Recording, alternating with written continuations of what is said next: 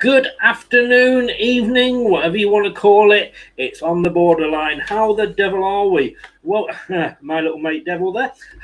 Welcome along to the channel. It's Thursday, so it's got to be press review time. I've not watched it, so this is going to be quite interesting. But I'm going to ask a question. Scott Parker's been sacked. Thomas Tuchel's been sacked. Brendan hasn't. Am I living in a parallel universe? This is Leicester Till I Die TV. This is the news show. It's time! Strap yourself in, because we're set up, switched on, and ready to go. You are watching and listening to Chris and Leicester Till I Die TV on YouTube and your favourite podcasts.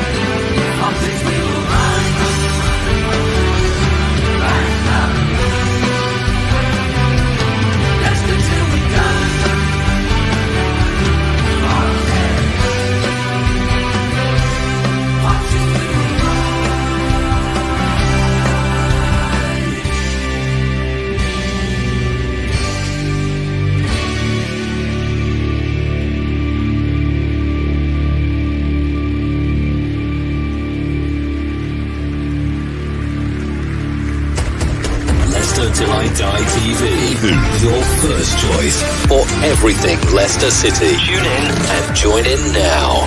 And now, here's your host. Right, Chris.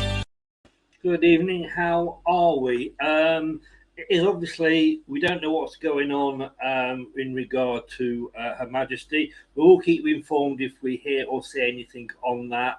But at the moment, it's just obviously they're concerned about it, and her family are arriving, which doesn't really look good, does it?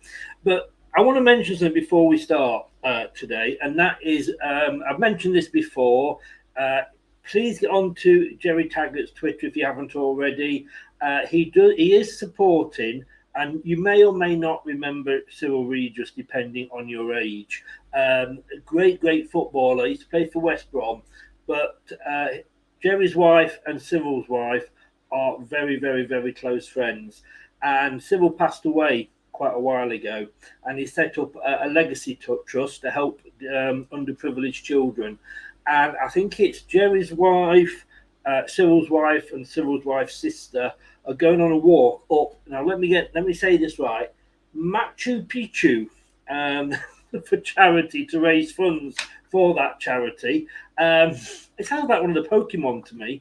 But please get over. He's got they have got a Just Giving page set up. They are near their target. Jerry's great help to this channel. I've donated to him. Please get over there. Even if it's only a $5 or a $10, it all adds up. Please just put in the code LTID so he knows, because he wants to know where it's coming from, so he can thank people. But get over there, give them some support, because it is obviously we've all got kids. Unless you're under 16, obviously. Well, I don't know these days. But please get over there and give him your support.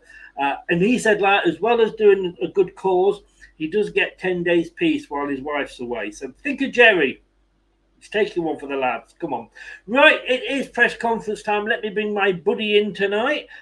He was not having a very good moment when he first came in, so I don't know if he's up or working, but we will see. And say good evening, Brad.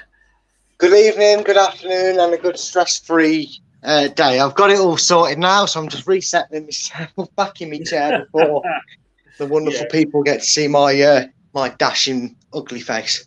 Well, you are the totty. Now we don't get Julian Watts on so much. You are the should we say more mature woman's totty? Well, more of a delight. I'm definitely saying that much, and I was always better than that Julian Watts for looks anyway. All I'm saying nothing. I'm not. That's not my argument.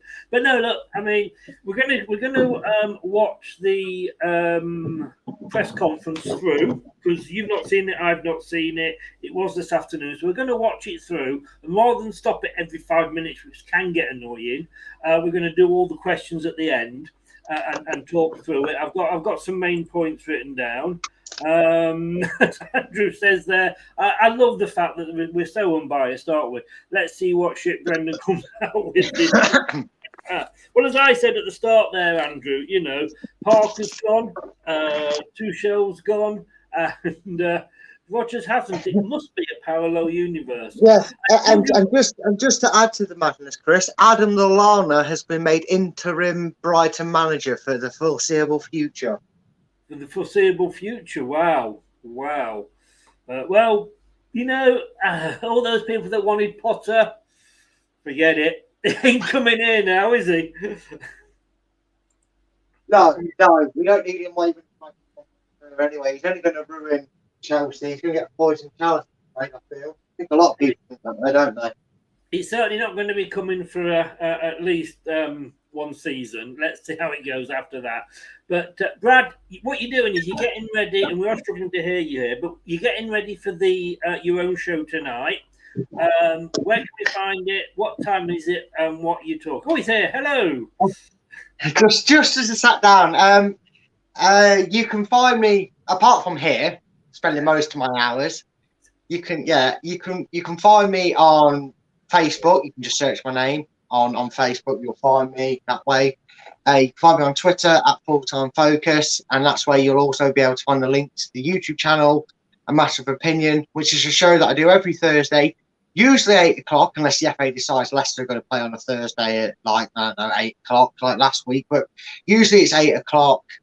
It's a video once a week where basically I have a topic of choice for that week, and it gives you guys the chance to express your opinion on the topic, whether it's 90s nostalgia, whether it's the problem in football, whether it's WWE. Tonight, young man. Tonight's topic, because of the classic organisation of subject choices, I will be doing my September monthly question and answer, or as I like to call it, Ask Me Anything. You can ask me my favourite colour. You can ask me your celebrity crush. You can ask me if I've even got any siblings. You can ask me what I think to Boris Johnson or the Queen's situation right now, and I'll give you my opinion. And you guys can give your opinions on it. And that's exactly why I created a channel for everybody to have a good place to give their opinions without feeling like they're going to get crucified for having one. A matter of opinion there, 8 o'clock. Get over and give him your support. Right, Andrew says, don't things happen in threes? Well, you know, who knows? I think you're grasping at straws there, Andrew. And Terry says, right, I've already watched it, interested to hear your views. Well, we are going to see. Right, here we go, ladies and gentlefolk. If it all works, modern technology and all that, I know Brad was struggling his end. Hopefully it's going to work this end. It's about 15 minutes long, so we'll watch this, and then I say we'll have a chat on the main points at the end. So here we go. It's obviously difficult when you're not getting the results. Let me just take that back to the start.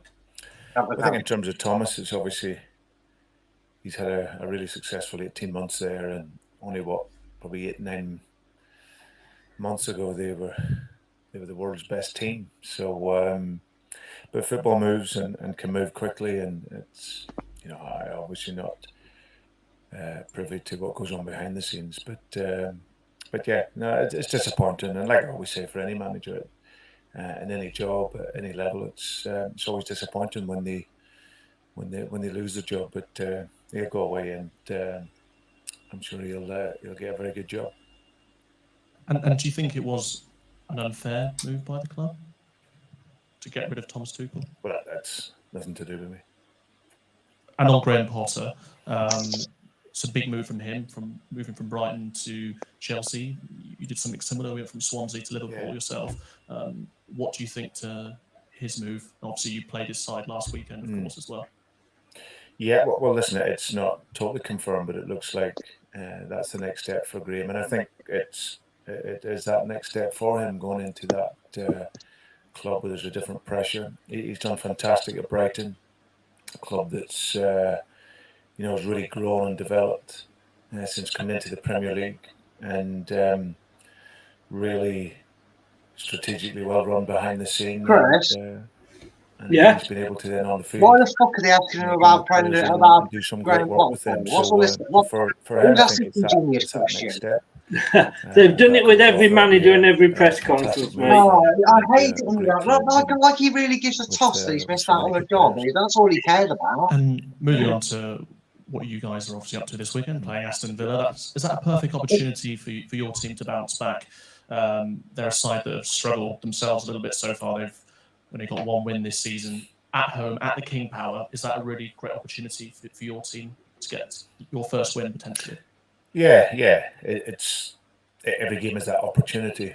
I think for us, it's we've had a good week. It was a tough weekend last weekend, but for us, we come away and analyse the game, and for us, it's really just about cutting out the mistakes. We've started well in every game. Every game we've played this season, the start has been good. So it tells you that our plan leading through to the games and the actual motivation of the players is there. So it's just cutting out those mistakes and just dealing a little bit better with adversity whilst we're in the game. And but I've got no doubts the results will come. And like I say, we hope that can be the first win of the weekend. And looking forward to coming up against one of your former players, of course, Steven Gerrard. So what do you think to the job that he's done so far at Villa? Yeah, listen, Steven's gone in there, and there's obviously a lot of change going on behind the scenes, coming in sort of partway through last season. But no, Steven will do a very good job there. It's just time. You just need time to work, get everything in place how you want it to be, and like I say, I'm pretty sure he'll progress really well with Aston Villa. Can I ask you about the feeling in the dressing room, and someone that left you at the end of the season in Cassius Michael? He was a huge presence at the football club and in the dressing room. Obviously, Johnny Evans is wearing the armband now. But do you feel like there are more players within your team that need to step up in terms of leadership?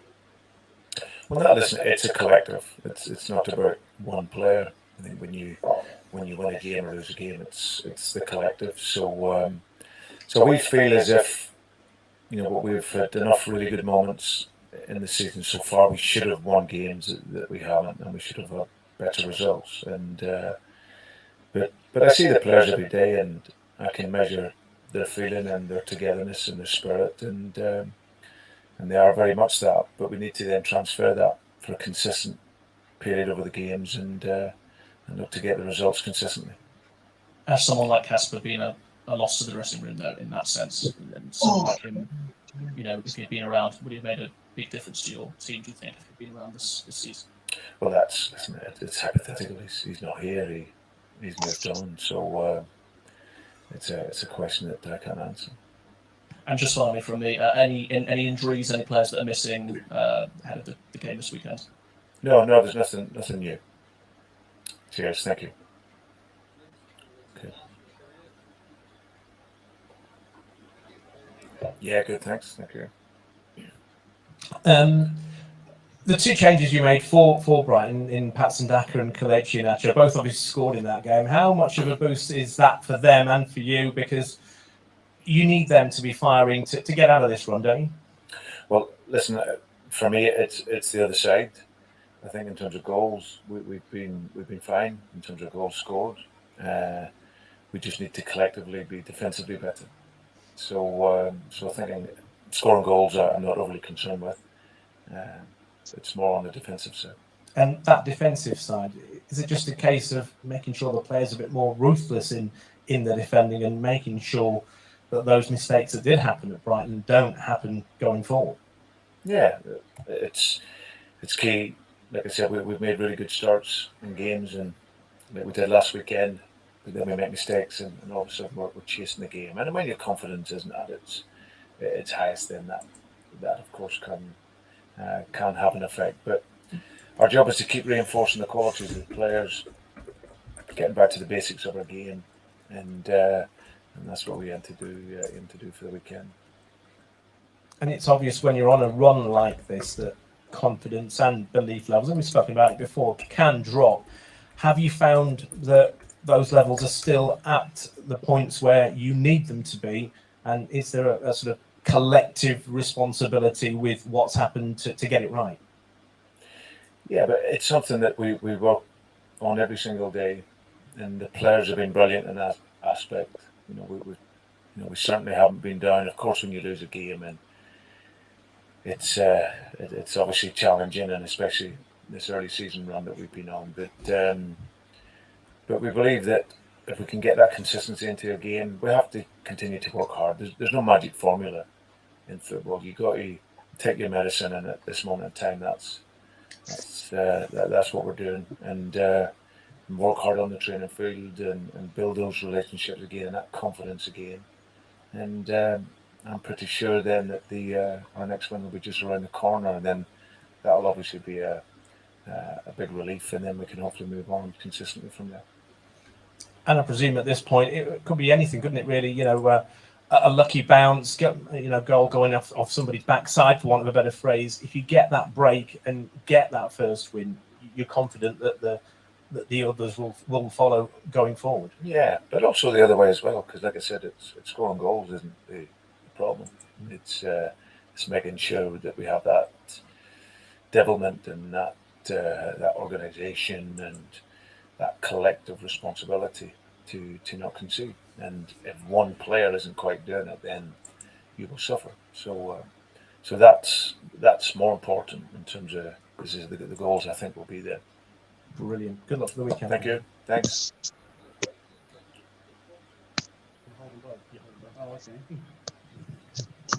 Hey Brendan, how are you well? Well, the financial issues that you've spoken about over the last few weeks, the lack of refresh and how you've sounded over the last few weeks, you have sounded pretty fed up at times, and how the results have gone so far, you have, sorry. What keeps you going? Where do you get your strength from?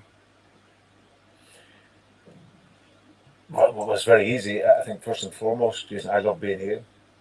I think my record here is in concrete in terms of what we've done and what our performances have been, but also of late it's not been to the level. So my career has been built on a resilience, and it's certainly something that you need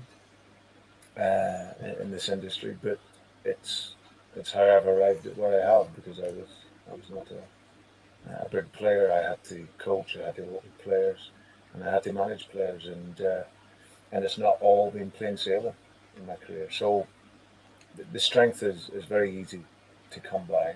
It's obviously difficult when you're not getting the results, but it provides you with the motivation going forward to make it right. And also when I come into here, I come into the staff. Not normally what you find when results go against you, and maybe as a manager, I've been at a number of clubs now, there can be a level of betrayal that kicks in and against you as a manager. But I've never ever felt that here at all. All the staff, players, everyone have been absolutely brilliant in their support, and we just keep working hard and look to get back to a consistent level.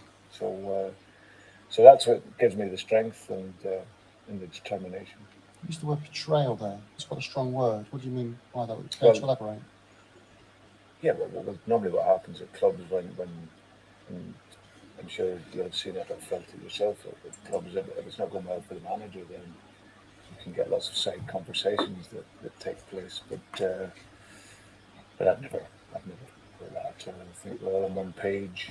We all here at this club, we've all celebrated for a few years, done really well, worked well, and now when it's not going so well, then we're still very much together. It's not a flippant question, this one. I've thought about it. Have you ever considered walking away at all then this summer? No. What's been the message then from maybe the hierarchy over the last few weeks? Obviously 5 defeats in a row. It's not great in anyone's book. What's the message been from the chief executive, the owner of the football club? Been very supportive. Listen, I'm not daft. I understand football, and it's not been a great start at all.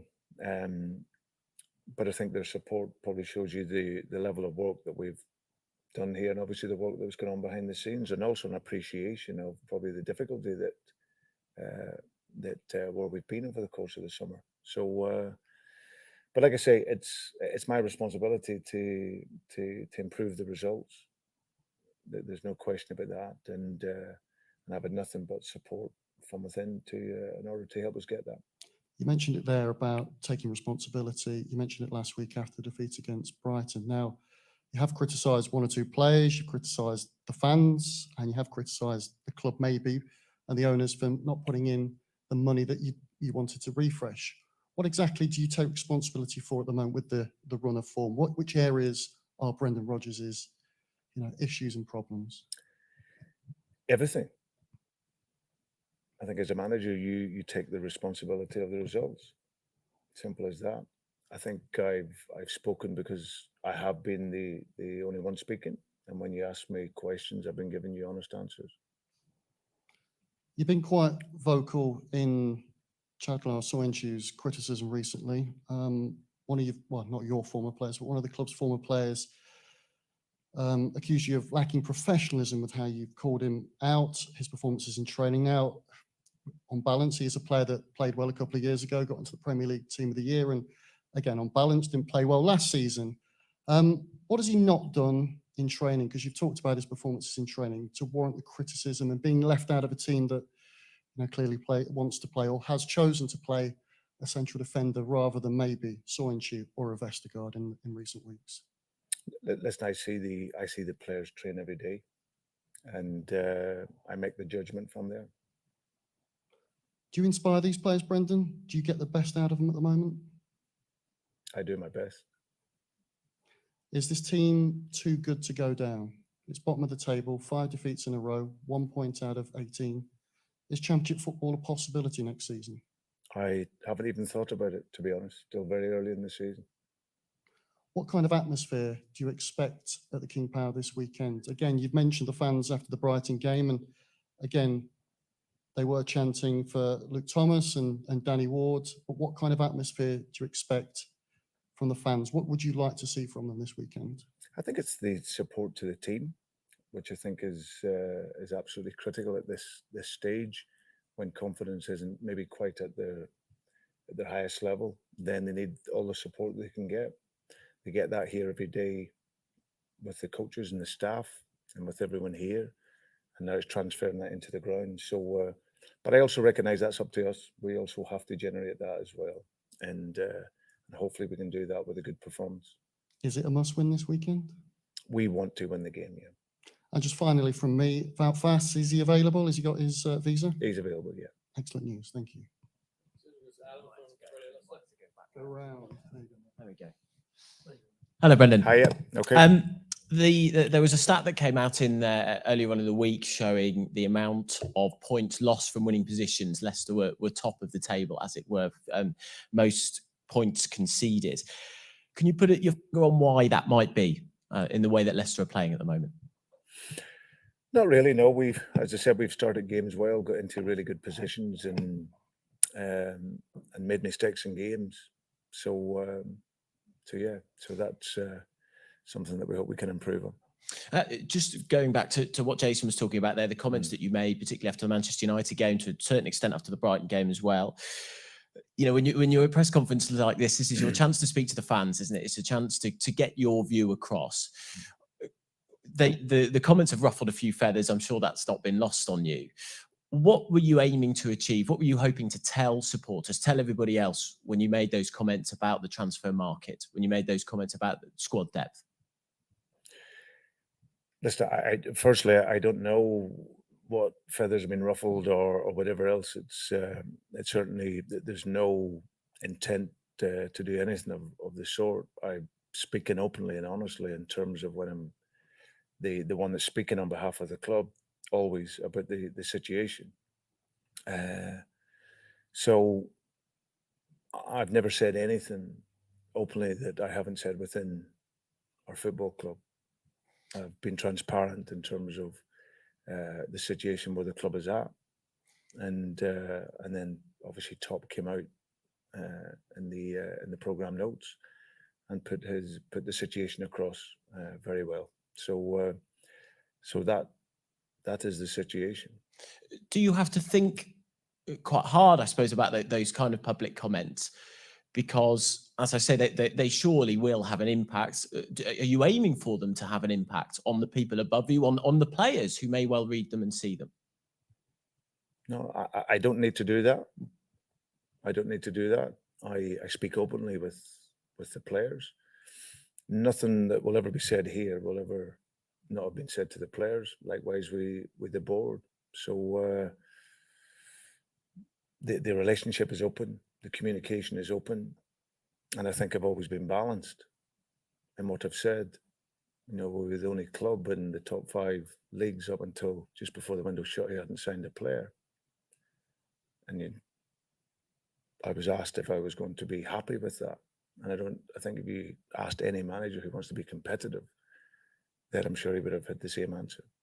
I suppose the only differences might be, and I appreciate this, is that the line of work that you are in, that if I was to say, make comments about what had happened, about something, the resources that were available to me in my job, let's say, my managers can't necessarily hear it, see it, have it played out in public, if you see what I mean. And I don't know whether you take into account that might have an impact on, say, the way that fans feel about things, about the way that players, the way that the hierarchy at the club might feel about those comments. But like I said, I repeat, there's nothing said that the players didn't know about, or people within the club.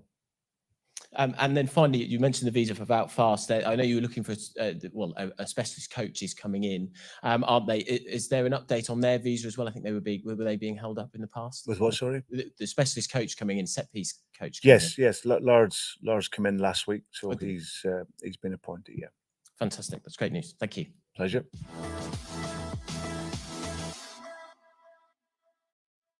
Watch us on YouTube. Listen on your favourite podcast platform, or ask your smart speaker to play the podcast Leicester Till I Die. Broadcasting live worldwide. Wow. Are you still awake? Baying for blood. I felt there the journos. Oh, hang on a second. You're on mute, mate. Yeah, I realised you've muted me, but because obviously background noise, I get that, and we were trying to listen ourselves. Oh God, that first 10 minutes or whatever, it felt like about an hour. That interview was so boring. I don't know who it is. He must get a stock of 4 questions to ask him every week. So I was Brendan. I want to punch him in the throat. He's saying, stop asking me the same stupid questions every week. You know the answer. Stop asking me the same stupid questions. That was boring. Two things that stick out. One is, thank God they've got a microphone for the journalist at the end. You can actually hear the questions to what that he's avoiding answering. And then B, it's almost like it's the same guy that starts every week. It is. They've got a very strict board, it seems. Yeah, and whether he is like a LCFC radio or something, I know not. I don't know, but LCFC, get your journalists some different questions, because that was depressing. And you said there, Chris, about baying for blood. One very dilly-ding-dilly-dong man once said, even when things were going good, he always called them his sharks, because that's what journalists do. That's their job. They wait for a story, good or bad, and they wait to rip you to shreds when it's going wrong, which is understandable, but I mean, there's two that stood out for me there. One was Jason Bourne from TalkSport, obviously used to be Radio Leicester, and Owen Palmer. I can't remember his full name, but Owen, who's currently at BBC Radio Leicester, and I'm hoping to get Owen on within the next few days to talk about Leicester, and it will be quite good following on from that thing. But let's just go through, before I go through what bits other people have picked up on, what I've just written down here.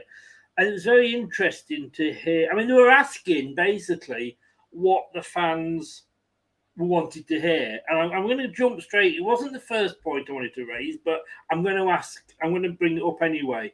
And it's basically, what are you taking responsibility for, Brendan? And that has got to be the best question that I've ever heard.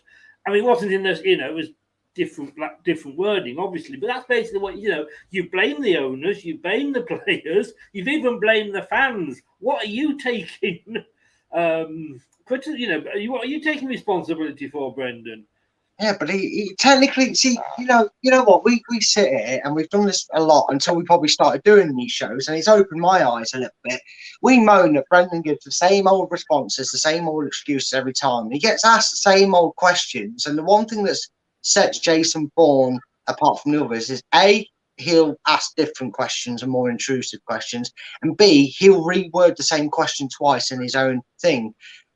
Brendan may have blamed the owners, but he didn't blame them for losing 5-2 to Brighton. He blamed the fact that because I don't have the money from the top, I'm not able to bring the players in. I'm basically saying I'm going to struggle to refresh and keep the squad fresh and motivated in terms of competition for places. He then blamed the fans because whilst he maybe understands that disgruntled results is going to cause unrest with the fans, he's saying you need to, I know you don't, he's basically what he's saying to his fans is, look, I know you don't like me, but don't take that out on me. Do that elsewhere. Do that when you're in the stands. Please support the lads because they don't need that. Because when I get that, and he takes responsibility every week. He has said the result, the outcome, and the performance is my fault. He has said that every press conference we've reviewed. He has actually taken responsibility for all he can. It's clever journalism to twist what someone says and take it out of context and then make an article about it. Because yes, he has blamed the owner, but he's blamed them. He's not gone, oh well, it was Top's fault that I couldn't pick me defender because he's in charge of the visas, and it's the fans' fault that I didn't get the visa for my training ground thing because they're in charge of the training. No, he blamed things for different reasons, but ultimately he has always taken responsibility that when the result's bad and the tactics are wrong, it's his fault. And I think people maybe need to watch these more in depth and watch them on repeat because you'll realise why Brendan's answers are so repetitive and boring, because the questions can be. Yeah, it's a very good point you make. And in fairness to him, when we sat here saying, like, he comes across as, sending us to sleep and what have you, that's just how he talks. Yeah, it is. It's just Brendan's voice. You've got a Northern Irishman there, and he's just very reserved, thinks about what he says, doesn't always say the right things. And where you got Martin O'Neill, another Northern Irishman, who was in your face. But it is how he is. He hasn't been any different about that. The only time I've ever seen him smile at the thing was his first ever press conference when Dion Dublin goes, good evening, Brendan. Dion Dublin, home's under the hammer. And I haven't seen him ever smile since then. No. He did smile. I do get what you mean that, yes, he has said, and he even said there, it's all my responsibility. I think what he was probably, it didn't come, but what he should have maybe said was, look, why are you blaming everybody else? Because have you ever heard any other manager blame the fans like that? Yeah, but again, it's not blame towards the fan. Again, we're choosing poor choice of words in terms of Brendan. Again, and it's like I said, he's not saying, the fans are the reasons that the players are low in confidence. The fans are the reasons that we're losing games. The fans are the reason that we're bottom of the league. No, what he's saying is, and again, this is where journalism gets a bit crafty. They take it and look, managers do have a go at fans. All the time they have a go at fans. They're saying you need to get behind your club. You don't need to be moaning. You can, some managers even come out and say you can stick your opinion of me wherever you want, just not on a match day. Get behind them. That's your team. Think of me what you will, but your team needs your support. They're not going to... And we talk about the 12 men to flip it, right? How do you think the players feel when they're down and they're trodden and it's 2-2 or it's 2-0 or it's 3-1, whatever the score is, and 60 minutes, say still plenty of time to nab a result. And instead of hearing the lads going, come on, get behind you, like we usually have done in the crowd, and we normally do, the fans are doing the same. It's like a domino effect. The fans are going, Brendan, come on, it's going to lose, Brendan, that's one of them, Brendan. We did that with 12.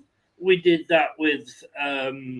every team does it with every manager when it goes wrong, mate. Every set of fan base does it.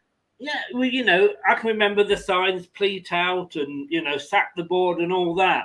when do we get when do the players ever really? So I bet you don't anything. The players don't watch these programs. The players, no, I bet they You'd don't. be surprised, mate. You'd be surprised. There is a few that have their egos so in check that they're waiting for their manager to see if he praises them for the performance or says anything about them. They might be watching the news conference, but what I mean is they're not watching these. You know, Leicester Till I Die TV, Leicester fans. No, they're not going to watch us, but they are going to watch. Yeah. I get what you mean. So when else can? Because of course you can't say boo to a goose now, quite rightly, on social media, and that's disgusting. What's said on there, but there's nothing where. I can remember that it's on YouTube, and there's a press conference. Harry Redknapp was at West Ham, and he was having like a monthly discussion. Got a couple of players there, and one of the guys stood up and said, "Why are you playing Frank Lampard? He's absolutely, he's not one of our best players. In fact, he's pretty useless." Frank Lampard was sat at the table. I remember it. Yeah, it was a very young Frank Lampard, and in fairness, Harry defended him, and Harry was proved right. Certainly in the play, and I don't know about the manager's side yet, but certainly, let's face it, he had an amazing career for international and team as well. But when do we get a chance to actually? Because, we can't do that at Leicester because it would be so toxic. So when do the fans, other than during the 90 minutes of the game and at the end, and don't get me wrong, I am totally against booing until that final whistle goes. You've just answered your own question, mate. Do it then. Because that's when the cameras will go to the crowd, they'll pan to the crowd. That's when Sky will just see the signs, and the owners stand up and wait to the end of the game. Top at the King Power will wait to the game, right? And if you want to sing it before kick-off, when the players aren't out there and they're doing it, I won't even do it then, because you've got to think, right? And the thing is, right, if you do it before the game and during the game, you've got to think of the detrimental act it's going to have on that players, because they'll get it in the head going, you know what, it's bad enough. Results are bad enough. We're not playing well. We're trying to get ready around, and we're trying to fight to get this club and ourselves in a better position, and we're trying to fight for this manager, and no one wants him, and why are we bothering? Maybe we're better off being shit until he gets the sack, and then we'll be moaning at our players saying they're letting us down. So it's a lose-lose situation. Most ideal time, wait for full time, and if Villa beat us, and I'm not going to make no qualms, I fear the defeat as much as anybody. I'm not trying to disillusion the situation we're in. Then express it. Yeah, express it then. Terry's made the point there. Sorry, the fans hardly going to be ecstatic after shelling out a bundle of catch to watch crap. I'm going to take you, and you know what I'm going to say here, Brad, because I say it every single time. I travelled 8 hours every week in the Great Escape season to watch us lose. Obviously, towards the end, it made it feel a lot better. But we were losing, right? We were never tonked. I mean, I think 2-1 was bad, but every week you'd go and you'd be thinking, oh, he's going to pick this team, Pearson, because he scored 2 goals last game. No, he's back on the subs. So, and we were losing all the time. But I never felt that the team were crap. The team were giving me all they've got. Now, I wrote a bit for the BBC. As you know, BBC, if you go on, guys, to the BBC website, Leicester City page, Leicester City football page on the BBC website, and look for Tuesday's talking point, I'm quite brutal about Brendan, to be honest with you. And I think the problem is that he's playing, as I said, we said this after the game, square pegs in round holes. And I think he was trying so many different things that he was on plan D and the players were still on plan B. And sometimes I think half the team were on F and half the team were on P, whatever. They just seem to have no idea. Yeah, look, I'm not making an excuse for the form or anything. I'm not actually... No, exactly, Terry, that's what I'm saying, yeah. But then I tried to qualify that by saying... Yeah. Do they know what they're supposed to be doing? Yeah, and I totally get that. And again, I'm not sitting here, I'm not Brendan in, by no means. I'm not here to defend it. I'm trying to make people maybe look at it in the light, because it's so easy to go and say, oh, this is all Brendan's fault. Brendan's fault. He's slagging me off. He's not slagging you off. He's just saying you need to get behind the team, which is not saying that you've not been getting behind the scenes fans, because we have been, but he's saying right now we're in the depths of the measures. These players need you, and I need you. But if you don't give a stuff about me, don't do it for me, do it for them. That's what he's saying. Yes, you may have taken offence to it, and I appreciate that he's not gifted with words, Brendan. I'm not going to defend that at all, the way he maybe says it. But there was one interesting point, and I don't know if you're going to get on it, so I apologise if I'm jumping. No, you go, mate. You go for it. But you made this point, right? That and I'm going to refer you back to this here. Sorry to kind of drag in, but it's the example I'm using. You said it's what we're here for, mate. It's what we're here for. Exactly. I think it was you that said, why did it take until whichever home game it was, whether it was the Brentford or Southampton home game, for Top to speak up? Why hasn't a club statement come out? Why hasn't Susan Whelan been told to go and get a statement? Brendan got asked that today, and he went, I'm the only one that's been told I can speak. And I'm sorry, but you can give Brendan as much stick as you like. Put yourself in that situation. Be Brendan for a minute and think, if I was employed, I know it sounds far-fetched, but it's based on a true story, and I had to go and tell my teammates, and I had to go do a press conference because it's a weird business with work. Now I'm manager of a football club, and I'm dealing with everything. I'm getting asked about finances. That isn't my responsibility. I'm getting asked about every aspect of the club. And I'm not an expert in 80% of it. I can only deal with the tactics and the players, etc. How long am I supposed to do that for? And how long am I supposed to give the same answers? Because I'm careful. I'm trying to be careful of what I'm saying. I'm trying to be honest as well, but I'm trying to be careful. All right, maybe I'm not doing a great job of it, but like you said there, I'm the only one that's speaking. We were all you were all giving it mouth and saying, "Where's Susan Whelan? Where's Top? Where's the statement? Why is it only in the matchday programme?" Well, give Brendan a bit of a slap, maybe. He's the only sod that's opened his mouth. Whether what he's saying is right or wrong. How can I come back to you on that point? Yeah. I did say that. Totally did say that. And I also said that I did feel that Brendan had been hung out to dry. Yeah, again, Now, if he has been told he's the only one that can speak, who has made that decision? Well, Brendan, because he's in a press interview, he's been shot in front of a camera. No, but who has? Well, I read into that, and I'd never heard him say that, but I'm not saying that he didn't. But if he did say that, which I'm sure he did because you said he did, then somebody must have told him that you're the only one that's going to speak. Not really. It's his job. It's in his job description. You're the manager. You'll handle manager's press conference, so he gets asked questions. I guess they're forced upon him to answer them in a way. Those questions that he's going to be asking, like you say, he doesn't know how much money he's got to spend, maybe until it's agreed and he has a meeting, and maybe they've not had that meeting. What I'm saying is, for my side, that who then has made the decision that nobody else speaks? One of three people: the press officer, and if it's the press officer, that will have come from one of the other two people, Susan Whelan or Top. Yeah, they clearly, for whatever reason, don't want to. Now, did Top leave it until the Brentford game? Was it the Brentford game? No, it wasn't. It was a Man United game, wasn't it? Whichever one it was. I can't remember which one of the three. The Man United game, because obviously that was the one that was right at the end of the transfer window. But by not saying something, and Leicester have always had a good PR office of recent, but by not saying something, the fans are, the flames, are being fanned by the fans, if you like, because it's all Chinese whispers, because nobody's coming out and saying anything, But I mean, that's gone now. But I take on board what you're saying, that he is the one that is out there. But maybe Top should have put that in the Brentford, the home game, the first game program. Maybe not leave it as long, but. I take your point, but as I say, I do think, and I didn't blame Brendan for that. No, I know you didn't. I should have said that when I was making the point. I was just using that as an example. Oh no, totally right too. I want to say the word that sprung out quite earlier, that I've just written the one word down here: betrayal. Yeah, I couldn't quite hear that part. I kind of only heard the back end of the aftermath. You're going to have to explain what was actually said by Brendan in the question there. I was going to kind of just say, I was hoping you heard it because I didn't hear it either.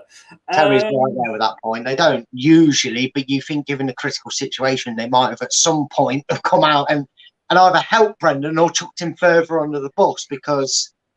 I think it was the fact that somebody in one of the players, I think, and somebody will in the chat. Correct me if I'm wrong here, but from what I got, and like I say, sometimes it's great because they've now got a microphone for the journos, but they still sometimes start off before it's got there. And I think what he was saying was that Brendan had said something about whether this is so untrue or not, I don't know, about being left out, and then that player had been reported as saying or whatever, things aren't going well in the dressing room, you don't get explained to. It might have been Fofana and what he said, when he left. And I didn't hear, but I heard, Brendan said, no, there's I don't know of any portrayal. And it was that word was quite, it says more because it's that, that word being used. Yeah. And again, maybe someone can clarify exactly what was said during that thing, because obviously pair of us really, I did hear the word mentioned, but Brendan did look confused by that. And I don't know if, again, the Sharks are trying to create a story that, their job, and they're doing their job professionally as well. I mean, the guy from BBC needs to plead for his boss to give him more than 4 questions, because he felt like a Woody toy getting pulled for his 4 commands. But apart from that, they're doing the job. They're clever and trying to get a reaction out of Brendan. They're trying to get a couple of words out of Brendan that they can maybe flip and go, oh, this is clearly what he meant by saying betrayal. And someone else will flip it to say that Brendan feels betrayal. Soyuncu betrayed him. Wesley Fofana betrayed him. Luke turned out to be his father. Luke turned out. Yeah, we don't know what was said about Luke. Yeah, and then can I just say, if anybody is going to say, "Oh, Schmeichel would have saved all these goals," he's had a terrible start at Nice. He hasn't kept a clean sheet. Actually, Danny Ward is actually up for save of the month. And then may I just cast these people with short mind, because we seem to be able to delete what happened before, and we only seem to upload what we've seen from one season. Remember, and maybe some of you are in the comments saying this, and if you are, like I do when I'm wrong, put your hands up and fess up to this. Did you bitch and moan about Casper's distribution? Did you bitch and moan that Casper was getting a bit past it? Did you bitch and moan that a 36-year-old coming up keeper maybe times and new on? Did you bitch and moan that we needed to get a new number 1 in? Because if you did any of them 4 things that I just mentioned now, don't go bitching and moaning about Danny Ward, because I bet you also bitch and moan back in 2013-14 or before that, when he first signed for us, when he was dropping goals and when Casper was dropping balls into his net against Doncaster Rovers. I bet you was bitching and moaning when he was a little bit younger and he was making mistakes. I'm going to own up here. I'm going to own up. And yes, I bitched because Casper couldn't distribute. Same here. I did. I bet. No, but I if anybody questions this, go back to the Snog, Marry, Avoid show, which was actually the buy, sell, loan, or whatever it was show. Yeah. And I actually said I wanted Casper to go and Ward to be made number 1. And since then, I have not criticised Danny Ward in the slightest. No. Because at the end of the day, the goalkeeper, I still say, is only as good as the defence that's in front of him. Yes, he can make the odd good save, etc. And that's why he's up for save of the month, which, funny enough, I think was against Chelsea. I'm not sure. But yeah, he did. He made a great save. Yeah. I forgot what I was going to say now. I'm trying to, my age, you see, this is what it's going. You were going to say, what were you going to say, Brad? I mean, again, you've got to just take it with a pinch of salt. This is, if you look at the whole aspects, right, the last 6 games, forget results, forget it at the moment. Let's take the Danny Ward, let's take the Danny Ward in the room at the moment. The elephant in the room is Danny Ward, and I will take that on board. That a lot of people are disgruntled that he's not living up to what we maybe expected from him early doors, right? First of all, for, what was it, 2-3 games, he had a defender who had his head so far up his own arse, he was already practically sniffing the Chelsea cheese, flower show from where he was. So he had an incompetent defender that wasn't focusing on his job in front of him. He had, he's since had to have Ndidi in front of him, which has proven the odd success game here and there, but is not what ideal. No. The confidence is low. They're all ball watching and following the ball, as I've discussed on my tactics segment. So they're all low on confidence doing it. This is going to be the first official game for me. Now we know everything that's gone on, and I can really look back over the 6 games. This is going to be the first game that Danny Ward's got a committed back four. And what I mean by that is he hasn't got a partner. He hasn't got an Ndidi in front of him. He is, fingers crossed, touch wood. No, there's nothing in there, so it is a bit of a plank in there sometimes. But he's going to have a right back. He's going to, well, maybe a left back playing right back, but still, it's Brendan. We've got to excuse it. But he's going to have a back four or a back five. Can't count out with Brendan. That's actually going to have, first of all, solid defenders in there that actually are centre backs. But he's also going to have committed players in front of him. And I know, I'm not saying like Thomas, Castagna and that haven't been. And I know we're talking about one giant rat in a pool of a defence, but that's detrimental when he's a driving force and that, which Wesley Fofana was behind that, and he was the standout figure in that defence. It's hard to get it together. Danny Ward's got his first proper defence in front of him this week at 3:00, and he don't deserve that as a goalkeeper. As much as I've slated his positioning, that'll come in time. Things that I've moaned about Danny Ward that people might want to throw at me saying, well, you used to moan at him, is what he can improve on himself. In terms of dropping him from number one, I mean, look, I know it's our only highlight this season being Stockport County on penalties, but can we just please not drown Iverson and throw him in there, because he'll drown in the Premiership. He needs a couple more years to develop, and Danny Ward's more than warranted this chance. And David says they're totally fair to blame Ward if he makes a mistake. I would never say that he is useless just because of a mistake. Exactly, Dave, spot on. Jaeger made 2 to 3 mistakes versus Brentford, and yet no one would excuse him of some. I mean, like Terry says, Casper's gone his history. Yes, he is, but I hear so often, oh, Michael would have saved that. And just to end on that point, so far this season, we have let in 16 goals. This time last season, we let in 10. It's progress. Probably another. It's only another 1 goal a game, so we've not suddenly gone drastically bad. I mean, we did just concede 5 of them, so it was 11 before kick-off. Before kick-off of the Brighton game, it was only 11 goals we conceded. Well, they were allowed. Let's say that. And last season, I think we was about 58, 59 we conceded all season, which was 1.5. And like Terry says, the majority of the goals, you would hope the defence would be doing better. Let's hope now that the new guy's got his visa, we do. But moving on, again, this is the last question that I picked up on, and I don't know if it's Jason or Owen who asked it. Do you inspire your players? And then I think that was a great question. Yeah, and I mean, he was only going to come back with one answer, obviously. Yeah, of course he was. And joys of the journalist. The one time that maybe you have a Jose Storm out is what you pry your career on. You're the guy that asked that question, got under the skin. And sometimes it's bashing the same question over someone's head until they do snap. But he deserves to get asked that question. And in a way, I can kind of admire his answer. He just kind of went, yeah, I hope so. I really think so, because I believe in himself. He didn't say that. And he literally said that by basically saying and going, oh, I hope so, because it's my fucking job to do that. He believes he does. He's got to believe he does. And unfortunately, the problem, right now is when it's bad, it's bad, and you're going to get asked the same questions. Journalists can't ask you anything different because the situation's still the same. So yeah. Terry says here, go and watch the Trinity Villa podcast.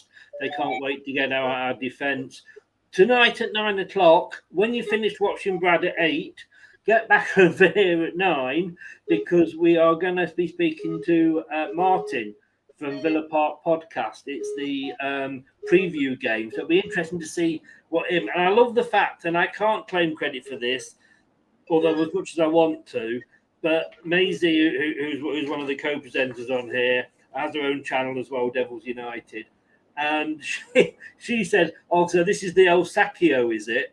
Which I thought was a great play on words, and I have unashamedly pinched it, and she knows I've pinched it. But yeah, like I said, that was a question that there was only one answer to. As was another question which I noticed is, have you ever thought about walking away? Yeah, again, as much as I appreciate that these are the fans on questions lips, and we have been asking it, and people have been saying he should walk and he should can he motivate him. I've questioned the motivation side of things myself. And so I don't know if you can hear the rain at this end. Oh, I know, I can just a bit. But at the end of the day, you know when you think, right, oh, if I was out, I'd ask this question and I'd get the answers out of him. This is like the anticlimactic part, because you finally hear someone ask that question and the manager just does what any manager worth his salt does and goes, just one word answer and let's go. Are you thinking of walking away? No.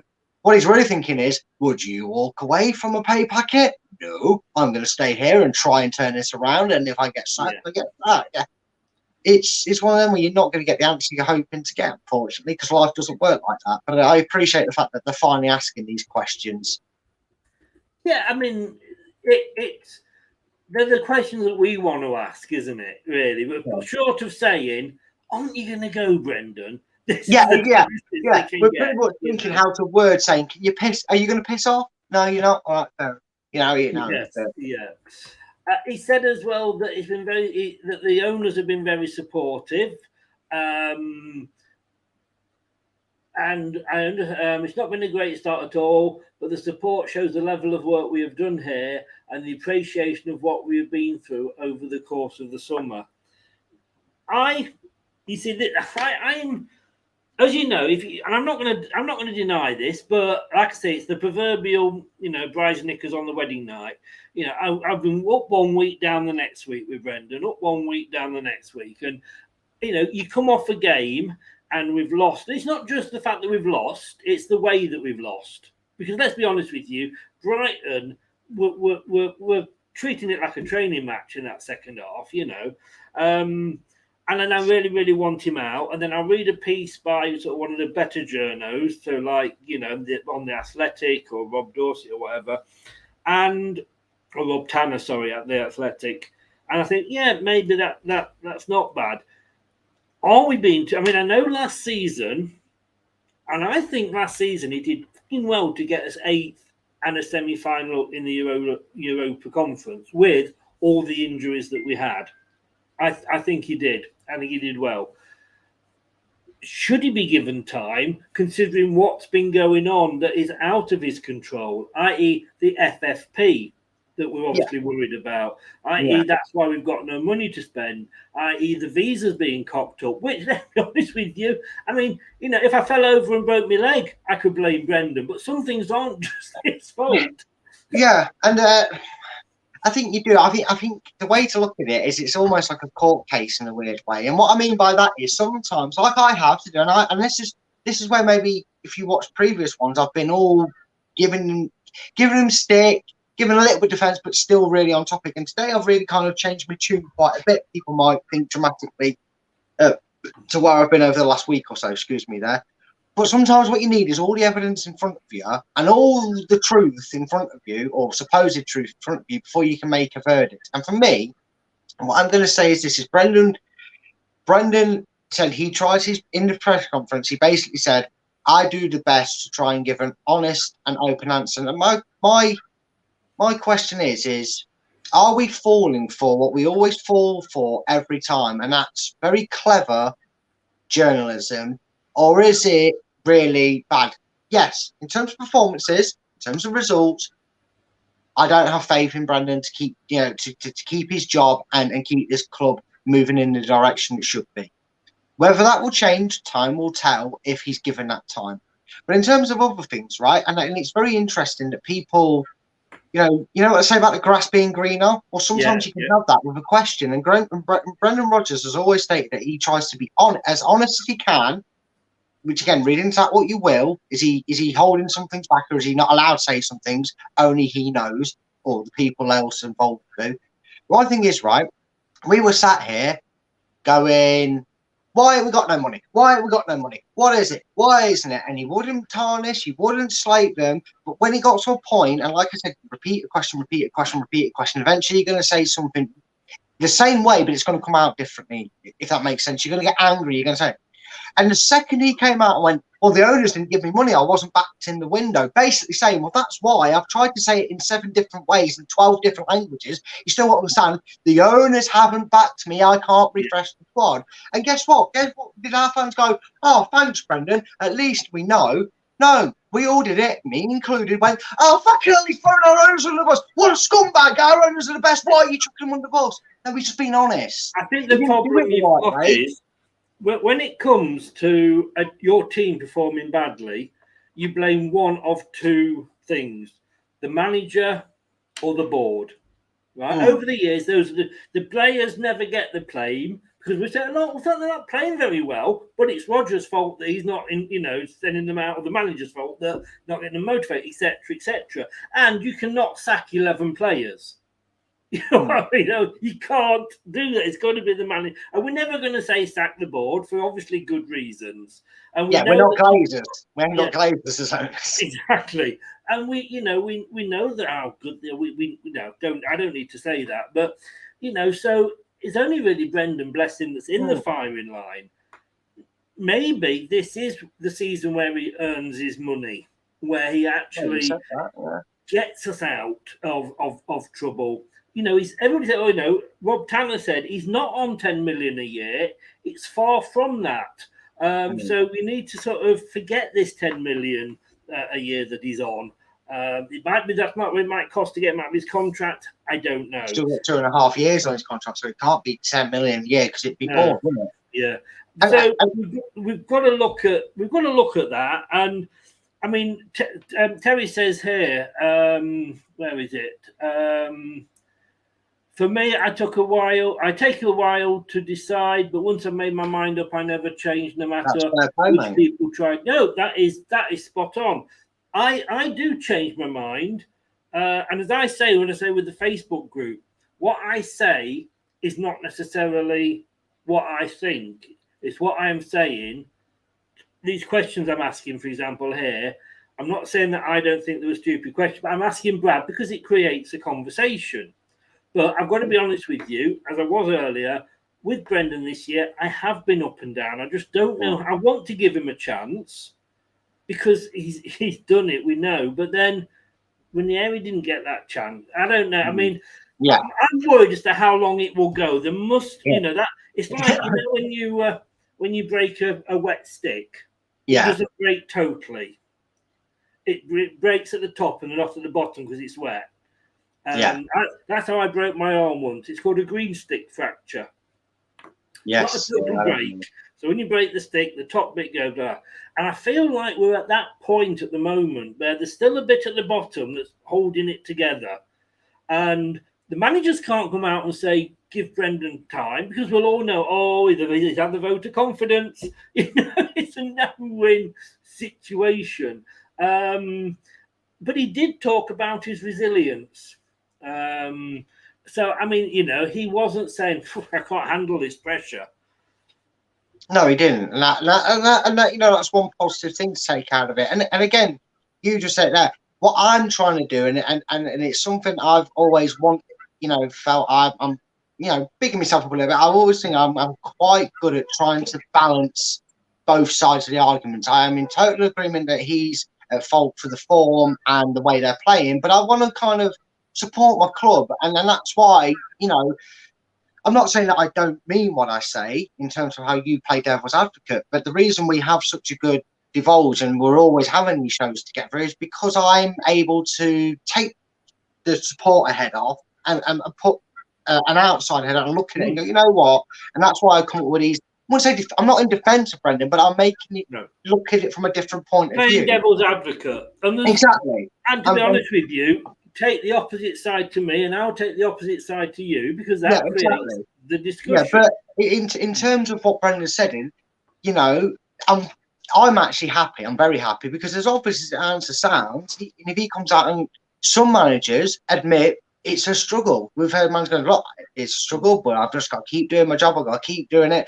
And the fact that he doesn't say that either shows that it's either genuine, which again, people will speculate, oh, he's just saying that for exactly the reason I just said, or they're going to believe it, or, you know, or it's just a statement that he's making. At the end of the day, these managers say, you know, I moan about the 4 questions at the start putting me to sleep because they're the same 4 questions he always gets.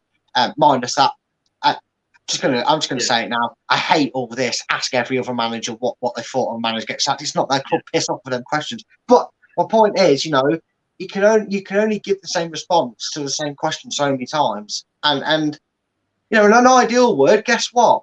Our owners would have come out and gone, we are really sorry to the Leicester fans, but we can't give Brendan any money because we want to, you know, and they could have done it that way, and everybody would have been hunky-dory and things would be better. We could have also won our first 6 games, and no one would have cared that Wesley Fofana didn't want to play for us and he's moved to Chelsea. And we wouldn't care about all these not having a chance. We'd have gone, hey, look at us, top of the league with no budget. Hey, we're the best. We got the other end of the stick this time. Yeah. You know? Anthony says here, hi lads, hope you're well. Arsenal winning 1-0. Who you got tonight? You know what? The funny thing is, Anthony, we're in the same position that you were last season. Now, what was it Arsenal fans were saying last season? Oh, yes, we've not got Europe, so we're going to win the Premier League. How did that work out? How did getting into the Champions League work out, Anthony? Don't think it did. Terry, Brad, that's how barristers work. Ask some questions in different ways until the truth comes out. I know, right? I get it. And thanks to Scott, because I did put up there before what he was saying, but I've actually also just found it here. What he said was, after he was saying about his being resilient, he said it's not easy, but there's a motivation to get it right. Normally what you find when results go against you, you can find a level of betrayal. But I've not felt that here. They've all been brilliant in their support, but we're working hard we're working hard to get back to being consistent. That gives me strength and motivation. So fair enough. That's what he was saying. Oh, yeah, there's nothing too concerning about the word betrayal being said. In fact, that is quite smart, because it kind of saved a question being asked and then him being kind of looked to as if he's forced to come out and defend that. Which kind of bugs me a little bit, because was that statement before or after all the pushing about Soyuncu and that trying to dig deeper? Because if he's come out and said there's no betrayal, then leave it be. Yes. You know, if he's come out and said, you know, and he's right. In the past, other managers have found that there were snakes in the grass and they were leaking stories, and it's them causing us rest, and the manager's felt hard done by because he's the one that's lost his job and that player's still there. And then the truth is, it's ugly heads at the next window, funny enough, and that player pisses off. We've seen that before time and time again. So the fact that Brendan's kind of maybe jumped the gun and gone, I'm expecting this, I'm going to let them know first off and foremost, there is no sense of betrayal. Yes. And maybe he's in that towards the hierarchy because of maybe people misinterpreting what he said about them. I think he's saying other clubs would have done it, but I don't sense that here. Yeah, exactly. But David says here, what we'll never know, because it would reveal too much about his thinking, is why he puts a CDM in at a centre-back when you have centre-backs in the squad, or put Madders or Perez or Pratt, if he puts Pratt on, as right wing when none of them are wingers. Do you know what, David? At 9 o'clock, and it's a very good point, but just in reply to that, every preview game, Craig will be picking his starting 11. Like Brad sort of does his, points for the players, Craig does his, this is the formation that he would go with and the players that he would put in. And I thought the other week, I did it myself, and I wrote down, right, I went whatever formation I'd gone for, and I'd put all the players in, and it was different to what Craig came up with. And I suddenly realised that I hadn't even thought about Barnes.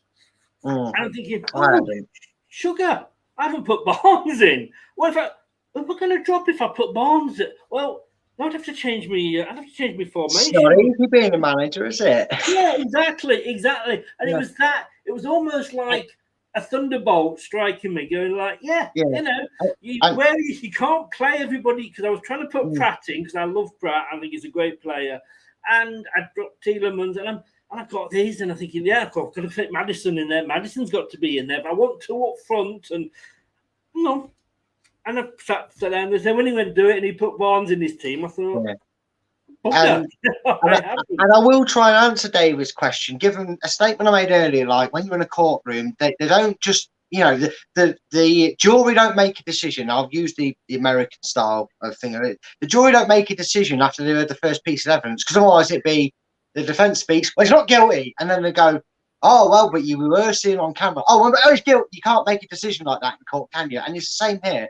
If we take every bit of information we now know, and we've been made shredded to light, he had a defender that didn't. The reason he's had to play a CDM, David, at the back for the last couple of games, and I'll do it in order of the way things came to light. We found out last year that Vestergaard would be probably, a scarecrow on a field would be more impactful at the back than Vestergaard. If Vestergaard had been picked, a lot of you would have been more depressed and seething at seeing Vestergaard in the team. Despite that, oh yeah, well done. Yeah, whippy. Yeah, okay. If that's the case, then bring back Gazelle, because he had an okay game in one of the cups. I get your point in third positions, but I just want to concentrate on David's point. I am being a bit naughty there. I know you are. And I love you for it. But if you say that was the outgoing option, first of all, we now know that Vestergaard was he was fifth choice option, and he clearly doesn't trust him enough if he'd rather play central defensive mid. But there's the only available other centre back that Rodgers has had available to him, right? He didn't choose him. That's my reasoning or understanding as to why Vestergaard wasn't chosen there. And maybe, all right, fair enough. We take that as a pinch hole. He could have played him. He couldn't have done much worse, you may argue. Fine. But the next reasons, he had a stroppy Frenchman who didn't want to play, didn't care at all, and didn't want to play for Leicester. And he wasn't going to play him. He's got a Turkish star who's had his head up his arse since his form went to shit last season, who's had a torrid Euros and lost his place to Daniel Amate. So why would you pick him? Because I wouldn't pick him. If what Brendan's telling me about the training ground is true, I'm not picking Soyuncu, whether it's a centre-back or not. No, mate, if your head's in better stat, it's off over there, mate. Well, by all means. I don't want you playing if your head and heart's not in it. Thirdly, Val didn't get his visa done in time. Visas got a little bit more difficult since Brexit's for football, and we did get that done on deadline day, so, okay. Yeah, Costa had exactly the same problem at Wolves. Exactly, and he's played in the Premiership for years, and getting back was an issue for him. So essentially, he's had Evans and Amate, and Amate was ill. Now, whether he was so sick of his own bad performances, it made him ill, that's tongue-in-cheek. But you know what I mean? He was ill, and we were told that he was ill before the game, and we couldn't play the new guy because he wasn't registered. So Evans has had no partner, and you can't play one at the back because we're bad enough with the defence we've got. We don't need less defenders. And I will keep reminding people of this until they go and check it out to try and prove me wrong and realise I'm actually right. Wilfred Ndidi is probably the next best suited player to play at the back because he started his career as a centre-back as a youngster. He was raised and trained to be a centre-back. It's not ideal by any means. He's not the greatest, and we forgive him a lot of mistakes against Brighton and other games because he's not a natural centre-back. Yeah, exactly. Whatever that cough was saying, I agree or disagree. I don't know. Penalties. Yeah, penalties, exactly. In terms of that, in terms of what everything that's laid out in front of you, right? Vestergaard's useless, more useless than Championship level, so he's not even going to get in the squad. Fafana's gone, didn't want to play when he was here anyway. Soyuncu's head's been gone since probably last January. Amate was ill, and a new defender wasn't registered. What's he supposed to do? The next best option at the back, literally for Brendan, was the only one with centre-back experience, and that is Ndidi. And you have the midfield look options at and the rest. I agree with you, Dave. That is a mystery. I can't explain that. The defence, I can maybe put you. That's very, very true. Very good points. And I think as you look at that, like he knows that. And in fairness, Tamari's not had a bad couple of games. No, he's not. As much as the team haven't been performing well, but he's not had a bad couple of games. And you know what? Because I've said this. You know that Brendan Rodgers came out and said, "Well, I'm not going to play any players that have don't want to be here," and yet he was picking Tielemans week in, week out, week in, week out. But in fairness, when Tielemans, all right, he did have a couple of shite games, and that's why I dropped him out of my team one week because he was shit. But his attitude has always been there. His attitude has always been right. Look at him when he scored the penalty against Stockport. Penalty against Stockport, and he was like he'd won another medal. You know, so celebrate with Nacho. So give him that because yes, he sees their attitude during the week at training. We don't. You know, we see a few pictures coming up on LCFC.com. Just to bring you up with some news, Chelsea, just in case you haven't seen this, by the way, because Sky Sports have kept it very quiet and they haven't mentioned it all, but Chelsea were after Graham Potter as their new manager. So they've got him now. He's been appointed. You know, for them people that wondered what if Harry Potter was drawn into House of Slytherin? Or you're going to get the Mughal version of Graham Potter getting put in the sorting house of Chelsea. So well, I bet Mark Cucurella's a bit anxious. It'll shut up those people that have said Potter to Leicester. He ain't coming, guys. He's gone to Chelsea. I wonder how Mark Cucurella feels about that because he skipped out the door of Brighton and saddened a lot of Brighton fans. I'm wondering how Fofana feels having gone signed for Tuchel. Well, yeah, and other players. It's been reported that he got in and got out of the club. I mean, Lukaku was sent away because of Tuchel. Yeah. All I'll say, last thing on Chelsea before we go off on a Chelsea rant is, no, you can't give him us back. Yes, he was shit in Europe, but you paid him, receipt or not, you're not giving him back. Yeah, you only get 7-day return guarantee. You didn't do or activate it. Arsenal are winning 1-0. Can I just say, we played Napoli, didn't we? I'm glad. Yes, I'm so glad you brought this up. Yeah, we did. I don't want to stay in it too long, but did we? We lost one. Was it 3-2? Yeah. And we drew 2-2 with the other one. Now, in the other game. Now, just correct me if I'm wrong. Which team played them last night? It was Jurgen Flip Flop is the manager. Everton? No, not Everton. No. What's the other team? Oh, Liverpool. No, it wasn't Tranmere. No. Is it Live VAR Paul? That's it. That's it. That's the one. Yes. 4-0 down.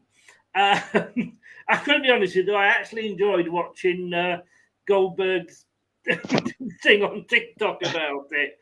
I'm sorry. But now what I will say about that is, that's damn it.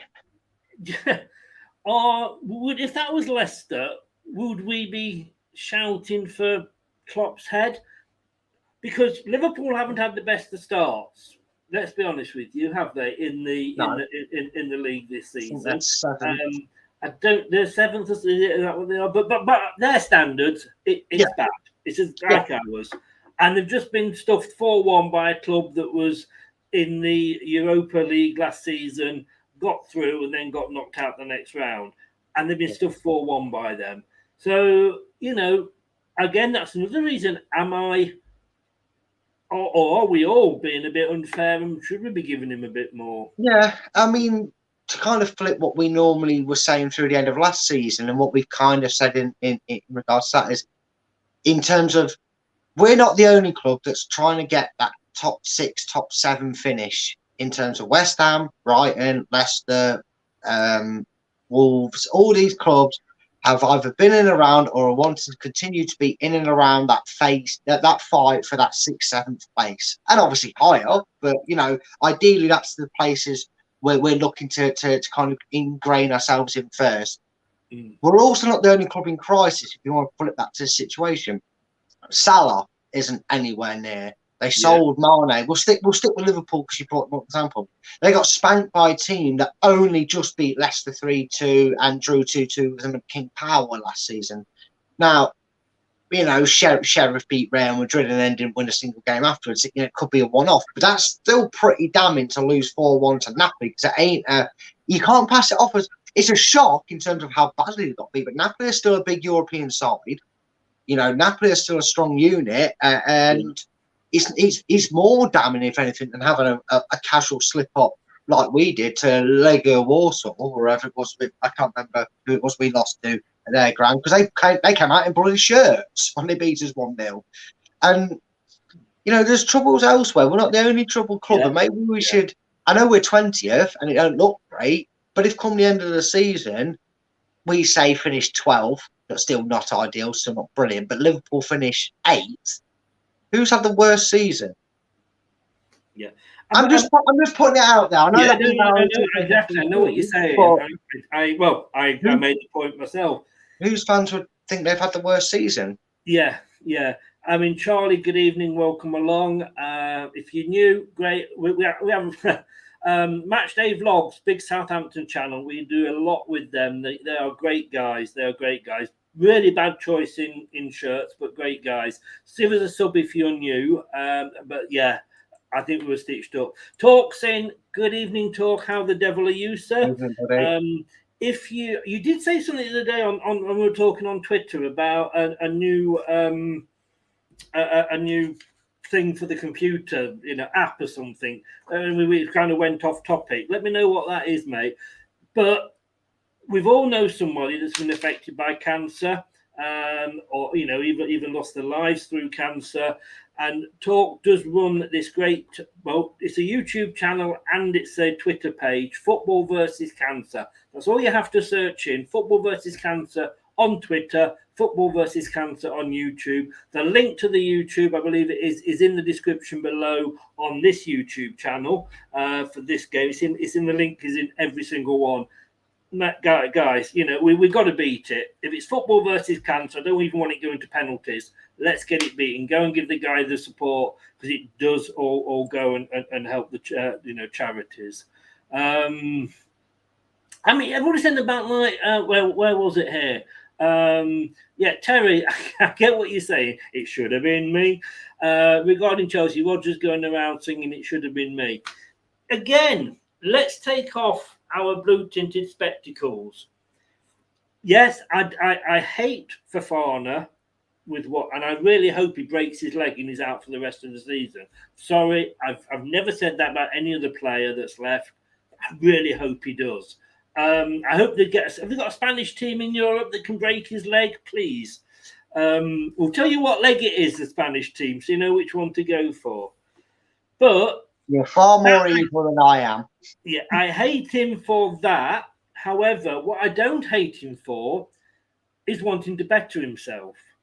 I just think he should have done that at the end of his contract or another couple of years more into the contract. And it's the same with managers. Fofana, Maguire, Tielemans, Rogers, O'Neill, none of them have got any links to Leicester other than the fact that we are paying for them. Now, I've left jobs in the past. Why did I leave jobs?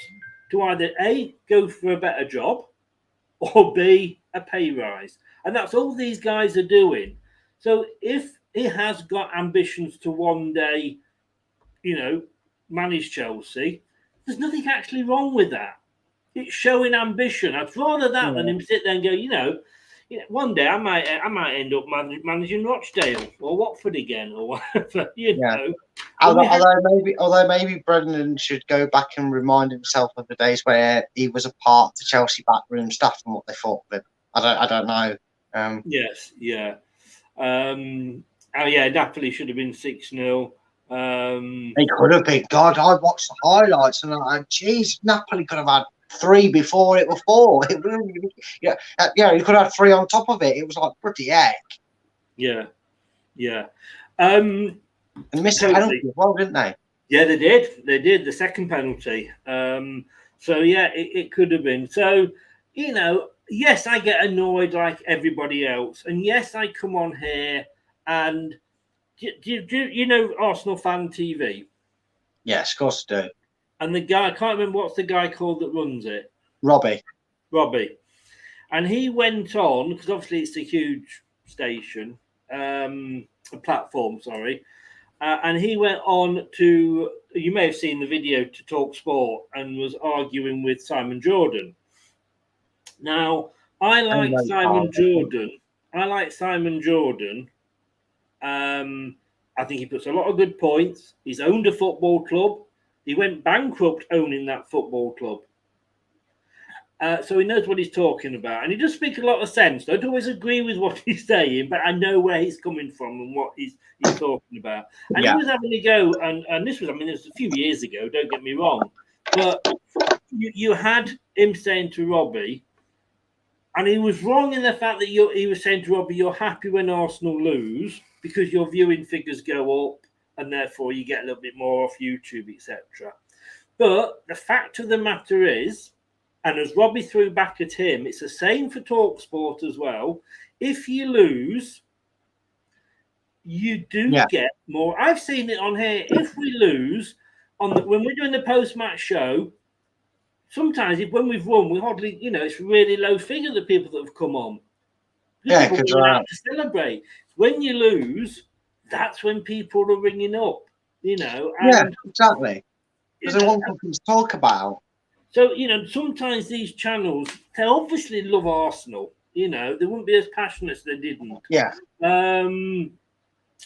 But sometimes to get things going, you have to play devil's advocate to start. And the simple fact of the matter is, this has been quite a highly watched show. And thank everybody that has been in watching and commenting.